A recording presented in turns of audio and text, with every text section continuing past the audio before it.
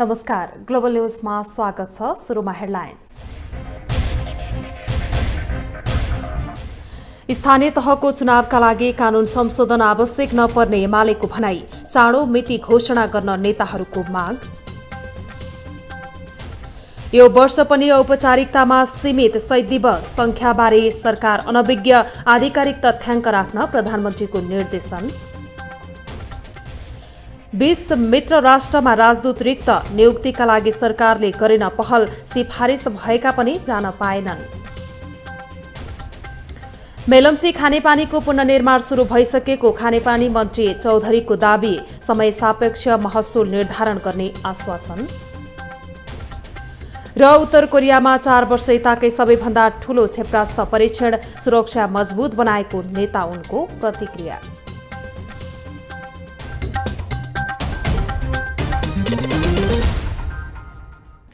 Global news अब विस्तारमा। सत्तारूढ गठबन्धनले स्थानीय तहको चुनाव आगामी जेठभित्र गर्ने सहमति गरेको छ। चुनावका लागि कानून संशोधन गर्नुपर्ने र त्यसको प्रक्रिया सुरु गर्न सरकारलाई सुझाव दिने निर्णय गरेको थियो। कानून पारित हुनका लागि एमालेले गरिरहेको संसदको अवरोध हट्नुपर्छ। एमालेले भने चुनाव सम्बन्धी कानून संशोधन गर्न आवश्यकता नरहेको बताएको छ। स्थानीय तहको चुनावको मिति घोषणा गर्न सरकारमाथि दबाव बढाइरहेको नेकपा एमाले संविधान र कानून बाझिएका कारण कानून संशोधनको आवश्यकता नरहेको दावी गरेको छ। सत्ता गठबन्धनको शनिबार बसेको बैठकले जेठभित्र स्थानीय तहको चुनाव गर्ने र संविधानसँग बाझिएका कानून संशोधन गर्न सरकारलाई सुझाव दिने निर्णय गरेको थियो। गठबन्धनको बैठकले कानून संशोधनको प्रक्रिया सुरु गर्न सरकारलाई सिफारिस गर्ने निर्णय समेत गरेको थियो। संविधानसँग बाझिएका जुन कानूनहरू छन् ती कानूनहरूलाई संशोधन गर्नुपर्ने भए त्यो तयारी गर्नका निमित्त पनि सरकारलाई आज बसेको उच्च स्तरीय संयन्त्रको बैठकले सुझाव दिएको कुरा म यहाँहरूलाई जानकारी गराउन चाहन्छु। गठबन्धनमा रहेका दलले कानूनविदहरूसँग चुनावको मिति घोषणा गर्न कानून बाधक बन्छ वा बन्दैन भन्ने विषयमा छलफल गरेका थिए। कानूनविदहरूले संविधान र स्थानीय तह निर्वाचन ऐन बाझिएको देखिएको भन्दै संशोधन गर्न सुझाव दिएका थिए। तर एमाले भने अहिलेकै कानूनबाट निर्वाचन गर्न सकिने तर्क अघि सारेको छ। एमाले आगामी जेठमा चुनाव गर्न कानूनले नरोक्ने बताएको छ। ऐनले यसमा केही पनि रोक्दैन। समय थप्नु पर्यो भने पो ऐन परिवर्तन गर्नु पर्यो। समयभित्र चुनाव गर्नु पर्यो भने त कुनै चेन्ज गर्नुपर्ने कारण पनि म देख्दिनँ। म एउटा यो के भने विधायक भएको हुनाले हामी विधि निर्माता पनि हौँ। विधायक भएको कारणले त्यो सीमाभित्र गर्नको लागि ऐनले कुनै बाधा दिन्छ भन्ने लाग्दैन। सीमाभन्दा बाहिर जानु पर्यो भने मात्रै ऐनको संशोधन गर्ने कुरा हो। त्यस हुनाले ऐनभित्रै बसेर यो काम गर्न पनि सकिन्छ भन्ने लाग्छ मलाई। संविधानको धारा 225 र स्थानीय तह सम्बन्धी निर्वाचन ऐन बाझिएको भन्दै सरकारले भने कानून संशोधन आवश्यक रहेको निष्कर्ष निकालेको छ। कानून संशोधन गर्नका लागि एमाले संसदमा गरिरहेको अवरोध हट्नुपर्छ। एमाले नेकपा एकीकृत समाजवादी पार्टीका सांसदहरूलाई कारबाही गरेको सूचना सभामुखले प्रकाशन नगरेको भन्दै निरन्तर संसद अवरुद्ध गर्दै आएको छ। एमालेको अवरोधकै बीचमा प्रतिनिधि सभाको आइतबार बस्ने भनिएको बैठक समेत माघ 26 गतेसम्मका लागि स्थगित गरिएको छ। ग्लोबल टेलिभिजनका लागि क्यामेरामा राजेन्द्र काफ्लेका साथमा अमृतराज काफ्ले, काठमाडौँ। लोकतान्त्रिक समाजवादी पार्टीका नेता लक्ष्मणलाल कणले सत्तारूढ गठबन्धन स्थानीय तहको निर्वाचनको पक्षमा हुनु सकारात्मक भएको बताउनु भएको छ। काठमाडौँमा आज आयोजित कार्यक्रममा नेता कणले स्थानीय तहको निर्वाचन सार्न प्रयास भए पनि अन्ततः सत्ता गठबन्धन स्थानीय तहको निर्वाचनको पक्षमा हुनु राम्रो भएको बताउनु भएको हो। उहाँले जेठ 5 गतेपछि जनप्रतिनिधिको अवधि सकिने र कर्मचारीले पनि स्थानीय तह चलाउन नमिल्ने भएकाले त्यस अगावै निर्वाचन गर्नुको विकल्प नरहेको बताउनु भयो। लाई थाहा छ यो देशमा 20-25 वर्ष स्थानीय तहको निर्वाचन भएन। त्यसले के विकृति लायो भन्ने सबैलाई थाहा छ। त्यसकारण जनता पनि यो इलेक्सन हुनै पर्छ, निर्वाचन हुनै पर्छ। अन्य पार्टीहरूले पनि दबाब दिँदै आएको कारणबाट अहिले आइकन बाध्य भएर इलेक्सन गर्नुपर्छ भन्ने कुरालाई स्वीकार गरियो। यो एउटा राम्रो हो किनभने संविधानले आवधिक इलेक्सनलाई कबुल गरेको छ। आवधिक इलेक्सन भएन भने लोकतन्त्र बाँकी रहँदैन। प्रमुख प्रतिपक्षी एमालेका नेता शेरबहादुर तामाङले पनि आगामी वैशाखभित्र निर्वाचन गर्नुपर्ने बताउनुभयो। तामाङले संविधानसँग कानून बाझिएको बहानाबाजीमा एक दिन पनि निर्वाचन सार्नु नहुने धारणा राख्नुभयो। माथि विश्वास राख्छ भने वैशाखभित्रै निर्वाचन गर्नुपर्छ। केही बितेको छैन। अहिले माघको 16 गते। अब तयारी गर्नलाई कुनै फरक पर्दैन। टाइम छ, हामीसँग प्रशस्ति टाइम छ। चैत्र वैशाखमा निर्वाचन गर्न सक्छौँ हामी। त्यसो भएको कारणले समयको हिसाबले पनि हामीलाई कुनै प्रेसर छैन र अब कानुनको हिसाबले पनि कुनै प्रेसर छैन। सत्तारूढ माओवादी केन्द्रका नेता रामनारायण बिडारीले भने स्थानीय तह निर्वाचनको सम्बन्धमा संविधानसँग बाजिएको ऐन संशोधन गर्नुपर्ने आवश्यकता रहेको बताउनुभयो। अझै रहेछ भने सरकारले चोलाएर बस्ने कि सच्याउने। अदालत मुद्दा पर्यो भने मात्रै अदालतले अल्ट्रा भायर गर्छ। मुद्दा परेन भने सरकारले थाहा पाएपछि, सरकारमा जानकारी आएपछि, सरकारलाई पत्रकारले भनेपछि, सरकारलाई जनताले भनेपछि, सरकारलाई सांसदले भनेपछि, सरकारलाई कानुन व्यवसाय वकिल कानुनविदहरूले भनिसकेपछि के गर्नु पर्यो? सरकारले सच्याउनु पर्यो।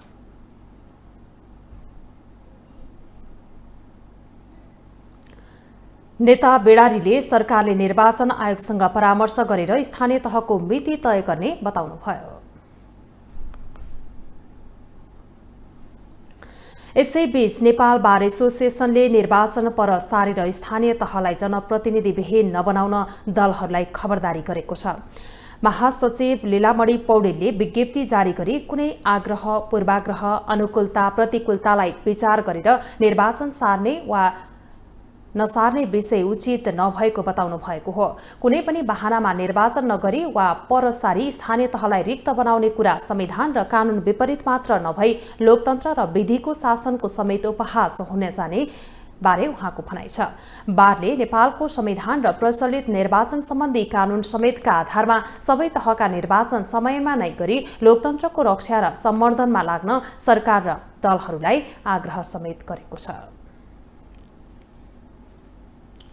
भोलिका लागि बोलाइएको राष्ट्रिय सभाको बैठक अनिश्चितकालका लागि स्थगित भएको छ। संघीय संसद सचिवालयका महासचिव भरतराज गौतमले आज विज्ञप्ति जारी गरी विशेष कारणवश बैठक बस्न नसकेको बताउनु भएको हो। उहाँले अर्को सूचना नभएसम्मका लागि बैठक स्थगित गरिएको जनाउनुभयो। यसअघि आजका लागि बोलाइएको प्रतिनिधि सभाको बैठक पनि शनिबार सूचना निकालेर 10 दिनपछि सारिएको थियो। प्रतिनिधि सभाको बैठक माघ 26 गतेका लागि बोलाइएको छ।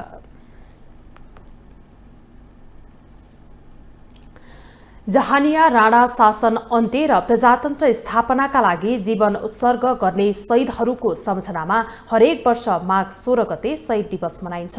10 वर्षे सशस्त्र युद्ध लोकतन्त्रका लागि भएको आन्दोलनको सेरोफेरोमा शहीद घोषणा गर्ने लहर चल्यो। यसका कारण नेपालमा कति शहीद छन् भन्ने तथ्याङ्क समेत छैन। राणा शासन अन्त्य गर्न र प्रजातन्त्रको स्थापनाका लागि आफ्नो जीवन उत्सर्ग गरेका गङ्गालाल श्रेष्ठ, शुक्रराज शास्त्री, धर्मभक्त माथेमा र दशरथ चन्दलाई तत्कालीन राणा शासकले मृत्युदण्ड दिएको दिनको सम्झनामा हरेक वर्ष माघ 15 गते शहीद दिवस मनाइँदै आएको छ। आइतबार शहीद दिवसको अवसरमा प्रधानमन्त्री शेरबहादुर देउवाले काठमाडौँको लैनचौरमा भएको कार्यक्रममा शहीदको शालिगमा माल्यार्पण गरेका छन्। उनले शहीद सम्बन्धी विवरण सुरक्षित राख्न सम्बन्धित मन्त्रालयलाई निर्देशन दिएका छन्। प्रधानमन्त्री देउवाले शहीद परिवारलाई सहयोग गर्ने प्रतिबद्धता समेत व्यक्त गरेका छन्। शहीदको योगदानलाई चिरस्थायी बनाउन नेपाल सरकारले शहीदहरूको नाममा विभिन्न मार्ग स्थानको नामाङ्कन गर्ने पुस्तकालय स्थापना गर्ने, शहीदहरूको जीवनी सङ्घर्षको इतिहासलाई प्रकाशन गरी नयाँ पुस्तालाई जानकारी गराउने र शहीदका आश्रित सन्तति परिवारलाई यथोचित आर्थिक सहायता उपलब्ध गराउने लगायतका कामहरू गर्दै आइएको छ। यस्ता कार्यलाई आगामी दिनमा थप विस्तार गरी शहीद परिवारलाई सक्दो सहयोग प्रदान गर्न सरकारले ध्यान दिनेछ। कार्यक्रममा काठमाडौँ महानगरपालिकाका मेयर विद्यासुन्दर साक्यले शहीदको योगदानलाई सम्मान गरी अघि बढ्नुपर्ने बताए। शहीदले देखेको सपना पूरा गर्न लोकतन्त्र पक्षधर सबै शक्तिले हातेमालो गर्नुपर्ने उनको धारणा थियो र उहाँलाई सम्झेर उहाँले दिएको योगदानलाई सम्मान गर्दै त्यही बाटोलाई पल्झाउँदै हामी सबैले पनि देश र जनताको लागि केही गर्ने अठोटका साथ अघि बढ्नुपर्छ। अघि बढेर त्यो उहाँले देखेको सपनालाई साकार पार्न अगाडि बढ्नुपर्छ भनेर आज शहीद सप्ताहको अन्तिम दिन हामी उहाँलाई सम्झिरहेका छौँ। काठमाडौँ महानगरपालिकाले शहीदको सम्झना स्वरूप माघ 10 गते शहीद शुक्रराज शास्त्री, माघ 13 गते सिफलमा धर्मभक्त माथेमाको शालिग रहेको स्थानमा कार्यक्रम गर्ने गरेको छ। यस्तै माघ 15 गते गङ्गालाल श्रेष्ठ र दशरथ चन्दको शालिगमा माल्यार्पण गर्ने गरेको छ। राणा शासन अन्त्यका लागि बलिदानी दिएका 4 शहीदको सम्झनामा शहीद दिवस मनाइएको छ। विभिन्न आन्दोलनका क्रममा ज्यान गुमाएकाहरूलाई शहीद घोषणा गर्ने लहरसँगै शहीदको मापदण्डकै बारेमा बहस सुरु भएको छ। राणा शासनको अन्त्य हुनुपर्ने माग गर्दा विक्रम सम्वत 1997 मा शहीद शुक्रराज शास्त्रीलाई माघ 10 गते काठमाडौँको टेकु स्थित पचलीमा, माघ 13 गते धर्मभक्त माथेमालाई सिफलमा, गङ्गालाल श्रेष्ठ र दशरथ चन्दलाई माघ 15 गते काठमाडौँको शोभा भगवतीमा राणा शासनले मृत्युदण्डको सजाय दिएका थिए। उनीहरूले सदागत प्राप्त गरेको दिनको सम्झनामा हरेक वर्ष शहीद दिवस मनाइँदै आएको छ। तर पछिल्लो समय नेपालमा शहीद घोषणा गर्ने लहर नै सुरु भएको छ, जसका कारण देशका लागि आफ्नो ज्यानै बलिदानी दिएका खास शहीदहरूको अपमान भएको टिप्पणी समेत हुने गरेको छ। एमालेका उपाध्यक्ष सुरेन्द्र पाण्डेले समेत शहीदको बलिदानकै कारण आज देश यहाँ आइपुगेको र पछिल्लो समय हुने गरेको शहीद घोषणा परिपाटीलाई व्यवस्थित गर्नुपर्ने बताएका छन्। पछिल्लो समयमा हाम्रो देशको द्वन्द्व र त्यसबाट उत्पन्न भएका परिस्थितिमा शहीदहरूप्रतिको शहीदको मूल्यलाई अवमूल्यन गर्ने काम गरियो। शहीदलाई पैसामा होइन। अब पछिल्लो समय कस्तो भयो भनेदेखि मान्छे कोही मर्यो भने 10 लाख देऊ, शहीद मान्छे अथवा जीवनको मूल्य चाहिँ 10 लाख हो, 10 लाखको लागि शहीद भएको जस्तो गरियो। शहीदको योगदानकै कारण विक्रम सम्वत 2007 सालमा नेपालमा प्रजातन्त्र आएको र शहीदलाई सम्झनु पर्ने नेताहरूले बताउँदै आएका छन्। तर राजनीतिक दबावमा दुर्घटनामा परेकालाई पनि शहीद घोषणा गर्ने क्रम भने रोकिएको छैन, जसका कारण प्रजातन्त्र प्राप्तिका लागि जीवन नै उत्सर्ग गरेका शहीदको मूल्याङ्कन हुन नसकेको राप्रपाका नेता प्रकाश चन्द्र लोहनीले बताएका छन्। वास्तवमा 2007 साल जुन स्पिरिट, जुन भावना हो, जुन शासन जनताले गर्न पाउनुपर्छ भन्ने कुरा, जनता मालिक भन्ने कुरा हो, त्यसलाई लिएर आउनको लागि यो उहाँले गर्नुभएको बलिदान नेपाली जनताले कहिले पनि बिर्सिँदैन। त्यो स्पिरिटलाई हामीले बोकेर लैजानुपर्छ। पछि चाहिँ जसरी अब हजारौँ शहीदहरू भन्ने जुन किसिमको वातावरण निस्क्यो नि, त्यो चाहिँ एक किसिमले त्यो अवमूल्यन गरेको हो। अवमूल्यन भएको छ, शहीद शब्दको नै अवमूल्यन भएको छ। शहीद घोषणाको मापदण्डमै प्रश्न उठिरहेको बेला सरकारले शहीदको तथ्याङ्क समेत राख्न सकेको छैन। सवारी दुर्घटनामा परेकालाई पनि शहीद घोषणा गर्ने परिपाटीले देशका लागि र प्रजातन्त्रका लागि जीवन नै बलिदान दिएका शहीदहरूको सम्मानमा समेत ठेस पुग्न सक्ने चासो समेत सुरु भएको छ। ग्लोबल टेलिभिजनका लागि क्यामेरामा सन्दीप डागीका साथमा कविन्द्र तिमसिना, काठमाडौँ। अब पालो ग्लोबल भोइसको।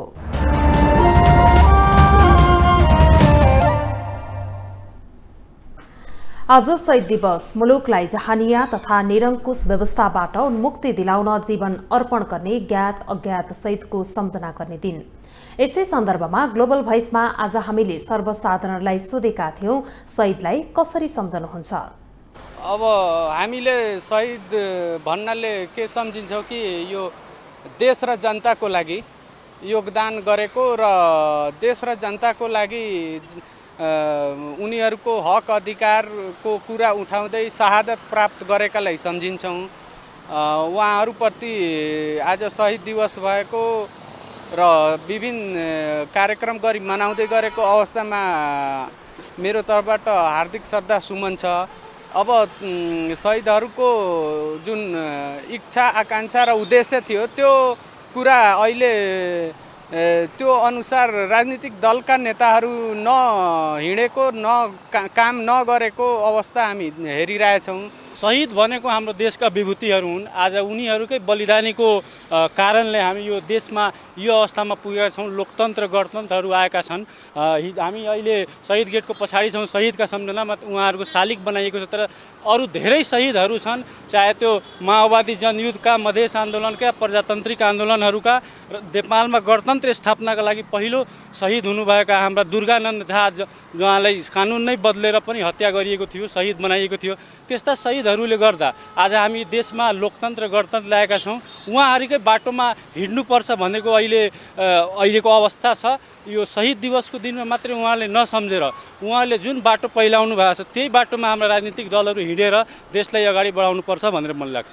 शहीदको विषयलाई सही रूपमा परिभाषित गरिएको देखिँदैन। वास्तवमा देशको लागि, राष्ट्रको लागि, राष्ट्रको हितको लागि जसरी काम गर्नुपर्थ्यो ती काम गर्दा जीवन आहुति गर्नेलाई शहीद भन्ने पुरानो मान्यता हो र शब्दकोशको चयन पनि त्यही हो। तर अहिले त जता मन लाग्यो त्यही शहीद घोषणा गर्ने, राजनीतिक दलका कार्यकर्ताहरूलाई शहीद घोषणा गर्ने र शहीदलाई चाहिँ सस्तो परिभाषामा अपव्याख्या गर्ने प्रयास गरिएको छ। त्यसले गर्दाखेरि शहीदलाई चाहिँ सही रूपमा, सही शब्दमा, सही परिभाषामा ल्याइयोस् भन्ने हाम्रो चाहना हो, धारणा हो र सबै प्राज्ञिक व्यक्तित्वहरूले चाहिँ राष्ट्रप्रति साँच्चीकै समर्पित व्यक्तिलाई शहीदको रूपमा मान्यता दिनुपर्छ भन्ने चाहिँ आवाज पनि उठिरहेको छ। अहिले शहीदलाई साँचो र सबल प्रभावकारी व्याख्याका लागि एउटा दह्रो अर्को आन्दोलनको आवश्यकता छ भन्ने मेरो बुझाइ छ। र आज जुन सपुतहरूले राणा शासनबाट नेपाललाई मुक्त दिलाउनका निमित्त कोसिस गरेका थिए ती सपुतहरू 4 जना दशरथ चन्द्र, सुखराज शास्त्री, गङ्गालाल श्रेष्ठ, धर्मभक्त जस्ता चाहिँ शहीदहरू, अमर शहीदहरू हुन्। र पछिल्लो चरणमा बहुदलीय व्यवस्था आउनका निमित्त पनि भूमिका जुन खेले ती शहीदहरू शहीदकै रूपमा छन्। र आज राज्यले शहीदहरूको सम्झनामा एउटा राम्रो किसिमको प्रोग्राम राख्नुपर्ने, सार्वजनिक बिदा दिनुपर्ने र उनीहरूको लागि सम्मान र श्रद्धा अपनाउनु पर्ने त्यस्तो गरिरहेको छैन। त्यही भएर यसको अपव्याख्या, अपमूल्यन हुँदै आएको छ। शहीदले गर्दा नेपाली जनताले स्वतन्त्रता, उन्मुक्ति पाउने जो अपेक्षाका साथ शहीदहरूले जो काम गरे त्यो अनुसार नेताहरूले काम गर्न सकेनन् भन्ने लाग्छ। शहीदको सपना नेताले पुरा गर्न सकेनन्। यसले गर्दाखेरि चाहिँ नि दुःखको कुरा यहाँनिर छ। नेताहरूमा सद्बुद्धि आओस्, शहीद दिवसले नेताहरूलाई देश र जनताप्रति प्रेम र देश र जनताको हितको लागि उनीहरूले काम गर्न सकुन्, त्यो खालको चाहिँ नि सद्बुद्धि नेताहरूमा आओस् भन्ने चाहिँ कामना गर्दछु। नयाँ सरकार गठन भएपछि अघिल्लो सरकारले नियुक्त गरेका राजदूत फिर्ता बोलाएको वर्तमान सरकारले 20 मुलुकमा राजदूत पठाउन सकेको छैन। सिफारिस भइसकेका 3 देशमा राजदूत नियुक्तिको प्रक्रिया पनि अल्झिरहेको छ। यसका कारण मित्र राष्ट्रसँग असल सम्बन्ध कायम गर्न नेपाललाई चुनौती थपिएको त छ नै, नेपाली कामदारको बढी आवजावत हुने मुलुकमा समेत समस्या देखिएको छ। नेपालले अन्तर्राष्ट्रिय सम्बन्धलाई सन्तुलनमा राख्न विभिन्न मुलुकमा 30 वटा दूतावास स्थापना गरेको छ। तर 30 मध्ये 20 वटा देशमा नेपाली राजदूत नै छैनन्। गत 3 महिनादेखि राजदूत नहुँदा विभिन्न देशमा श्रम, रोजगार तथा शिक्षाका लागि विदेशिएका नेपालीहरूलाई मर्का मात्र परेको छैन, मुलुककै इज्जतमाथि प्रश्न समेत उठेको छ। दर्जनौं देशमा राजदूत नपठाएर एउटा महत्त्वपूर्ण देशहरूमा पनि राजदूत नपठाएर राख्नु भनेको नेपाल सरकारको नालायकी हो र भागवण्डा, राजदूतमा पनि भागवण्डा गर्ने, त्यसमा पनि लाभ हानिको हिसाब किताब र भागवण्डा गर्ने संस्कृति जुन विकसित भएर गएको छ, यो देशलाई नै एक किसिमको यो पदहरूलाई नै वीरताको रूपमा लिने जुन संस्कृति आएको छ त्यो संस्कृतिको एउटा अभिव्यक्ति मात्रै हो। केही मुलुकको हकमा एउटै दूतावासले 4-5 वटासम्म मुलुकसँगको द्विपक्षीय र बहुपक्षीय सम्बन्ध पनि हेर्दै आएका छन्। त्यसले गर्दा तत्काल राजदूत नियुक्त नहुँदा पनि केही फरक नपर्ने स्वरहरू पनि नउठेका भने होइनन्। केही कूटनीतिक मामिला विज्ञहरूले तत्काल राजदूत नियुक्त नगर्दा पनि असर नपर्ने दाबी गर्दै आएका छन्। एउटा के बुझ्नुपर्छ भने राजदूत नहुँदैमा राजदूतावास चाहिँ खाली हुँदैन। राजदूतावास एउटा कार्यवाहक राजदूतको रूपमा त्यहाँ हुने जुन चाहिँ डिसिएमहरू प्रायःजसो डेपुटी चिफ अफ मिसनहरू रहनुहुन्छ अथवा कर्मचारीहरू रहनुहुन्छ, उहाँहरूले चाहिँ सम्हाल्नुहुन्छ र राज्यले लिएको, सरकारले लिएको नीतिहरू त्यहाँ लागू भइरहेको हुन्छ। तत्कालै देखिने समस्या केही नहुने भए पनि राजदूत सिफारिस भएकाहरूलाई भने तत्काल नियुक्त गर्नुपर्ने विज्ञहरूको भनाइ छ। यता गत कार्तिकमा राजदूत सिफारिस भएका 3 जनालाई सरकारले अहिले हालसम्म नियुक्त गरिएको छैन। तत्कालीन केपी ओली नेतृत्वको सरकारको पालामा नियुक्त गरिएका र सरकार परिवर्तन भए पश्चात फिर्ता बोलाएर भारतका लागि डाक्टर शंकर शर्मा, अमेरिकाका लागि श्रीधर खत्री र बेलायतका लागि ज्ञानचन्द्र आचार्यलाई राजदूत सिफारिस गरिएको छ। बेलायतका लागि सिफारिस भएका आचार्य नियुक्त भएका छन्, तर नेपालको छिमेकी मुलुक भारत र चीनमा समेत नेपाली राजदूत नियुक्त हुन सकेको छैन, जसका कारण पछिल्लो समय सीमामा देखिएको समस्या र त्यसले सृजना गरेको परिस्थिति झन गिजोलिने देखिन्छ। क्यामेरामा राजेन्द्र काफ्लेका साथमा विकास आचार्य, काठमाडौँ। नेपालमा थप 3540 जनामा कोरोना संक्रमण पुष्टि भएको छ। स्वास्थ्य तथा जनसंख्या मन्त्रालयका अनुसार 9910 जनाको पीसीआर परीक्षण गर्दा 3049 संक्रमित पाइएका हुन्। यस्तै 3235 को एन्टिजेन परीक्षणमा 491 जनामा संक्रमण पुष्टि भएको हो। 24 घण्टामा 6359 जना संक्रमण मुक्त भएका छन्। यो अवधिमा 32 जनाको मृत्यु भएको छ। यद्यपि मन्त्रालयले यसलाई विभिन्न मितिमा मृत्यु भएको जनाएको छ। हाल देशभर 83,979 सक्रिय संक्रमित रहेका छन्। शिक्षा विज्ञान तथा प्रविधि मन्त्री देवेन्द्र पौडेलले शिक्षा मन्त्रालय मातहतमा सरकारको भौतिक सम्पत्ति निजी क्षेत्रलाई प्रयोग गर्न नदिने बताउनु भएको छ। आज केशर महलको निरीक्षण गर्दै मन्त्री पौडेलले जमिन निजी क्षेत्रलाई प्रयोजनका लागि नदिने बताउनु भएको हो। उहाँले सरकारी संरचना नियम विपरीत निजी क्षेत्रलाई प्रयोगमा दिएको पाइए कानून अनुसार कारबाही गर्ने चेतावनी दिनुभयो। निकायहरूले निजी क्षेत्रलाई निजी प्रयोजनको निम्ति बाहिरपट्टिको जमिन दिन खोजेको हो कि भन्ने आशयका कुराहरू आएको हुँदाखेरि शिक्षा मन्त्रालयको र मेरो आफ्नो पनि ध्यानकर्षण गरेर हामी हेरौँ, कुनै पनि प्रकारको निजी क्षेत्रलाई शिक्षा मन्त्रालय मातहतका यस प्रकारका भौतिक सम्पत्तिहरू प्रयोग गर्न दिने छैन, दिँदैन र कहीँ कतै त्यस्तो भए गरेको प्राप्त गरेमा पनि हामी राज्यको मातहतमा ल्याउने गरी अगाडि बढ्छौँ। मन्त्री पौडेलले महलको पुनर्निर्माण ढिलो हुँदा मन्त्रालयसँग सम्बन्धित कतिपय काम व्यवस्थित गर्न समस्या भएको बताउनुभयो। उहाँले 6 महिनाभित्रमा केशर महलको काम सक्ने गरी लाग्न पनि निर्देशन दिनुभयो। 2072 सालको भूकम्पबाट क्षतिग्रस्त महलको पुनर्निर्माणको काम जारी रहेको छ। खानेपानी मन्त्री उमाशंकर चौधरीले बाढी पहिरोबाट क्षतिग्रस्त मेलम्ची खानेपानी आयोजना पुनर्निर्माणको काम सुरु भइसकेको बताउनु भएको छ। मन्त्रालयमा आज आयोजित पत्रकार सम्मेलनमा मन्त्री चौधरीले मेलम्चीको पानी काठमाडौँ उपत्यकामा ल्याउन निर्माण कम्पनी सिनो हाइड्रोसँग ठेक्का सम्झौता भइसकेको बताउनु भएको हो। उहाँले उपत्यकामा पानी वितरण चुस्त दुरुस्त बनाउन मेलम्ची सब प्रोजेक्ट 2 अन्तर्गत हाल मात्र 100 किलोमिटर सर्ट रन टेस्ट सम्पन्न भएको जानकारी दिनुभयो। हालसम्म जम्मा 350 किलोमिटरको सर्ट रन टेस्ट पूरा भई पानी सञ्चालनको लागि तयारी पूरा भएको उहाँको दाबी छ। प्रणालीलाई चुस्त र दुरुस्त गर्न मेलम्ची सब प्रोजेक्ट 2 अन्तर्गत हाल मात्र 100 किलोमिटरको सर्ट रन टेस्ट सम्पन्न भएको छ। हालसम्म जम्मा 350 किलोमिटरको सर्ट रन टेस्ट पूरा भई पानी सञ्चालनको लागि तयारी पूरा भएको छ। मन्त्री चौधरीले एसियाली विकास बैंक मेलम्चीमा आएको बाढी र पहिरोका कारण पुगेको क्षतिको विवरण, त्यसको कारण र स्थायी समाधानका उपायका लागि जलाधार संरक्षण गर्ने विषयमा अध्ययन गरिरहेको बताउनुभयो। अर्को प्रसङ्गमा मन्त्री चौधरीले मन्त्रालयले समय सापेक्ष वैज्ञानिक एवं व्यावहारिक महसुल दर निर्धारण गर्न महसुल निर्धारण आयोग गठन प्रक्रिया अघि बढाएको पनि जानकारी दिनुभयो। अब पालो ग्लोबल सञ्जालको।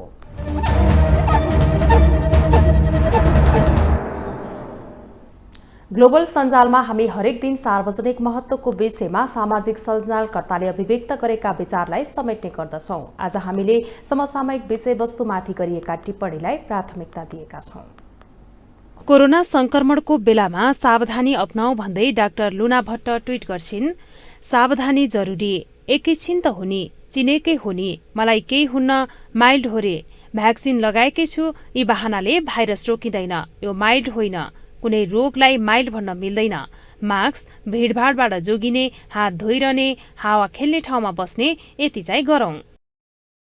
एमसीसीको विषयमा लक्ष्मण घिमिरे ट्वीट गर्छन्, एमसीसी पास नगरे गठबन्धन तोड्ने देउवाको चेतावनी, अमेरिकाबाट आयातित भ्याउनै पाउन नसकिने एमसीसी रूपी धुर्बे हात्तीले के उधुम मच्काउने हो, जे गरे पनि चाँडै नै वार्की पार भइदिए हुन्थ्यो। भ्रष्टाचारीलाई कारबाही गरौं भन्दै अनुराग आचार्य ट्वीट गर्छन्।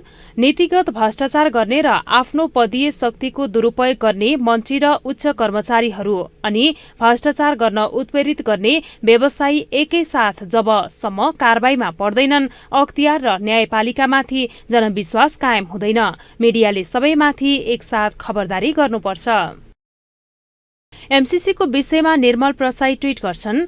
एमसीसी अमेरिकन अल्टिमेटम, गठबन्धनको अल्टिमेटम, ठगबन्धनको अल्टिमेटम, ढाडबन्धनको अल्टिमेटम यति भइसक्दा पनि यो राष्ट्रहितमा छ भनेर पत्याइरहनु पर्ने सरासर खारेज होस्। र अन्त्यमा स्थानीय तहको चुनावको विषयमा खगोल गौतम ट्वीट गर्छन्। हैट गठबन्धनले जेठमा चुनाव गर्ने निर्णय गरेछ, तर 12 बाको भेडीगोठ एकाएक आन्दोलनको कुरा गर्दैछ। गत चुनावमा सिंगो एमाले हुँदा डरले प्रचण्डको भुइँ चढेका बाद दिनहुँ जसो असन्तुष्टहरू माकुनीतिर जाने लहर चलेको बेला एक्लै चुनावमा जाने शंकै छ, तर सिकेर ठाकुरको धोतीको फेरो समात्न पाए जानेछन्। अब बिजनेस न्यूज।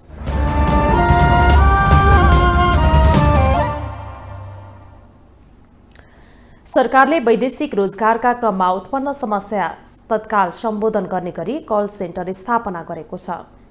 श्रम रोजगार तथा सामाजिक सुरक्षा मन्त्री कृष्ण कुमार श्रेष्ठले आज सिंहदरबार स्थित मन्त्रालय प्राङ्गणमा सेवाग्राहीको गुनासो सुनवाई गर्दै कल सेन्टर उद्घाटन गर्नुभएको हो।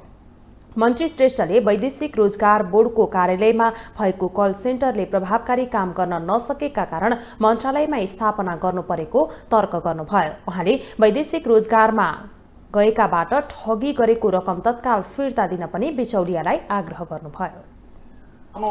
चाहिने नेपाली दाजुभाइलाई यसरी मैले ठग्न हुन्थेन, झुक्याउन हुन्थेन भन्ने मनन गरेर म अनुरोध गर्न चाहन्छु, सिंह मन्त्रालयको टिमबाट अनुरोध गर्न चाहन्छु कि तपाईहरूले आफूले चाहिने लगेका चाहिने भनौँ विभिन्न प्रलोभन देखाएर लगेका नेपाली दाजुभाइ दिदीबहिनीहरूलाई ससम्मान फिर्ता गर्ने र आफूले लिएको पैसा चाहिने फिर्ता गर्नको लागि पनि यो आजको यो कार्यक्रम मार्फत म हार्दिक अनुरोधका साथै अपिल पनि गर्न चाहन्छु।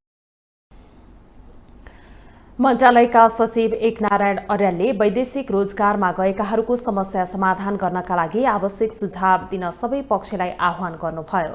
सेवाग्राहीको गुनासो तत्काल सुनवाई गर्नका लागि 166001500005 नम्बरको निशुल्क टेलिफोनको व्यवस्था गरिएको छ।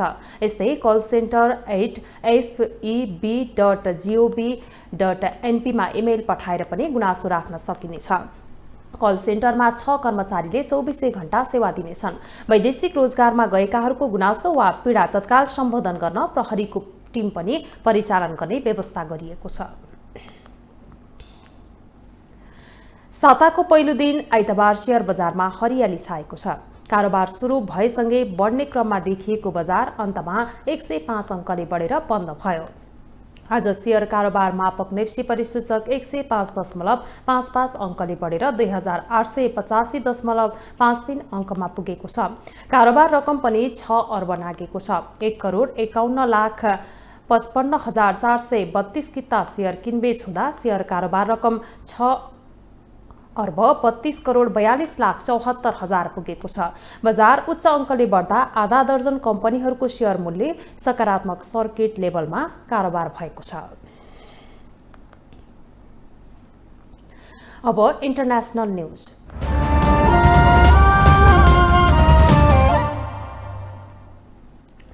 उत्तर कोरियाले सन् 2017 पछिकै सबैभन्दा ठूलो क्षेपणास्त्र परीक्षण गरेको छ। आज बिहान गरेको परीक्षण उत्तरको यसै महिना गरिएको 7औं परीक्षण हो। उत्तरले प्रक्षेपण गरेको मिसाइल पूर्वी तटमा पुगेको दक्षिण कोरियाले जनाएको छ। दक्षिण कोरियाको राष्ट्रिय सुरक्षा परिषदले आइतबारको परीक्षण मध्यम श्रेणीको ब्यालिस्टिक मिसाइल IBM भएको जनाएको छ। सो मिसाइल 2000 किलोमिटर उचाइमा पुगेको छ। 800 किलोमिटरको दूरीमा 30 मिनेट उडेपछि मिसाइल जापानको समुद्रमा खसेको थियो। जापान, दक्षिण कोरिया र अमेरिकाले पछिल्लो परीक्षणको निन्दा गरिरहेको छ। राष्ट्रसङ्घले उत्तर कोरियालाई ब्यालिस्टिक र आणविक हतियार परीक्षण गर्न रोक लगाएको छ, तर उत्तरले भने ती प्रतिबन्धको उल्लङ्घन गर्दै आएको छ। नेता किम जोङ उनले देशको रक्षा अवस्था सशक्त बनाउने प्रतिबद्धता जनाउँदै आएका छन्। बेलायतले पूर्वी युरोपमा परिचालन गर्ने सेनाको संख्या दोब्बर पार्ने योजना गरिरहेको जनाएको छ। युक्रेन तनाव बढिरहेका बेला रसियालाई दबाव दिन बेलायतले पछिल्लो योजना गरिरहेको बीबीसीले जनाएको छ। सम्भावित दोब्बर सेना परिचालनले रसियाली प्रशासन क्रेमलिनलाई प्रष्ट सन्देश दिने बताइएको छ। युक्रेनको तनाव न्यूनीकरणमा बेलायत र रुसका रक्षा र विदेश मन्त्री बीच भेटवार्ता हुने बताइएको छ। त्यस्तै बेलायती प्रधानमन्त्री बोरिस जोन्सनले रसियाली राष्ट्रपति भ्लादिमिर पुटिनसँग केही दिनमै टेलिफोन वार्ता गर्ने कार्यक्रम रहेको बताइएको छ। यसै साता पूर्वी युरोप भ्रमण गर्न जान लागेका बेलायती प्रधानमन्त्री जोन्सनले रसियाको अस्थिरता गतिविधि बेलायतका लागि मान्य नभएको भन्दै नेटो गठबन्धनसँग उभिने प्रतिबद्धता जनाएका छन्। अब स्पोर्ट्स न्यूज।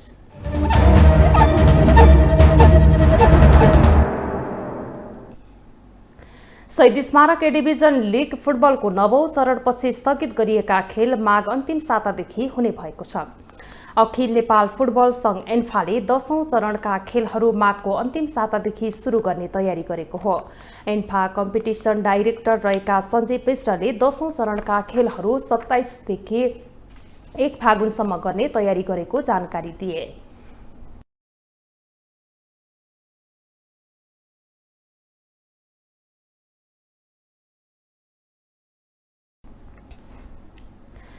जारी लिगमा 9औं चरणसम्मको समाप्तिमा मछिन्द्र क्लब लिगको शीर्ष स्थानमा रहेको छ। उसले जारी लिगमा आफ्नो अपराजित यात्रा कायम राखेको छ।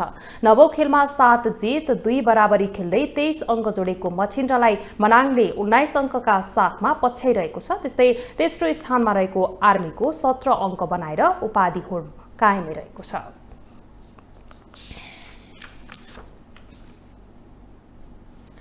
ग्लोबल न्यूजको अन्त्यमा अहिलेसम्मका हेडलाइन्स पुनः एकपटक।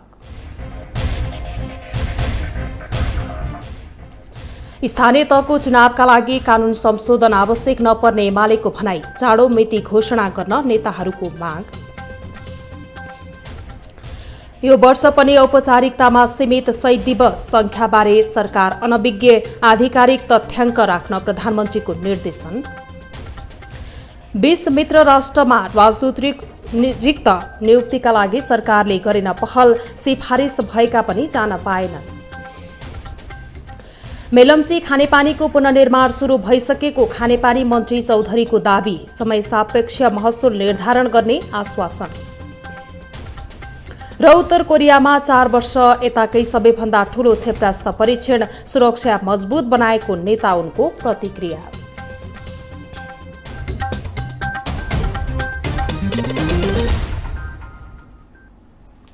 अहिलेलाई ग्लोबल न्यूज यति नै। ग्लोबल टेलिभिजन तपाईँ फेसबुक तथा युट्युबमा पनि प्रत्यक्ष हेर्न सक्नुहुनेछ। ग्लोबल टेलिभिजन हेर्दै गर्नुहोला। नमस्कार।